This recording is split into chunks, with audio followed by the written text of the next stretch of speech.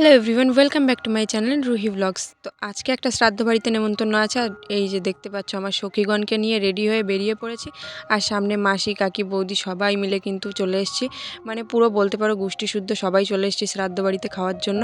আর তারপর হচ্ছে দেখো এত ভিড় কি বলবো, পুরো গ্রাম শুদ্ধ সবার নেমন্তন্ন ছিল। আর আমাদের তো আত্মীয় হয়, মানে সম্পর্কে দাদু হয় আমার, আর না আসলে হতো না। আমার শ্রাদ্ধ বাড়িতে এমনিতে খেতে একদমই ভালো লাগে না, তারপরেও চলে এসেছি কারণ হচ্ছে এটা আমাদের আত্মীয় বাড়ি। আর এই যে সবাই সিট নিয়ে বসে পড়লাম, আর তারপরে প্লেট দিয়ে দিল, জল দিয়ে দিল, আর তারপরে দিয়ে দিল রাইস।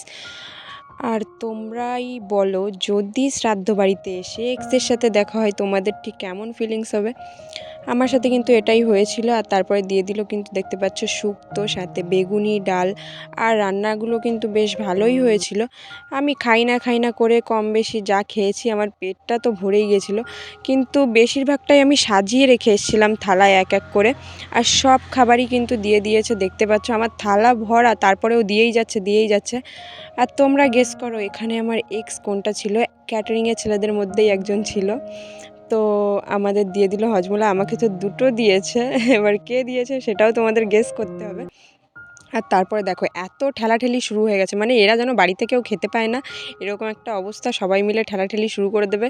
আর শুধু শ্রাদ্ধ বাড়ি বলে না, যে কোনো অনুষ্ঠানে, বিয়ে বাড়িতে যাও, কোনো অনুষ্ঠান বাড়িতে যাও, পিছন থেকে ঠেলার জন্য লোক রেডি। মানে তুমি খেয়ে পারো আর না পারো, আগের থেকেই ঠেলাঠেলি শুরু হয়ে যাবে। আর এই যে দেখতে পাচ্ছ আরও কত লোক যাচ্ছে, মানে আমাদের পুরো গ্রাম শুদ্ধ নেমন্তন্ন ছিল। আর তারপরে বাড়িতে চলে আসলাম তাড়াহুড়ো করে, কারণ বৃষ্টি হচ্ছে। আর সবাই রাস্তায় আটকে গেছে, কিন্তু আমি রাস্তায় দাঁড়াইনি।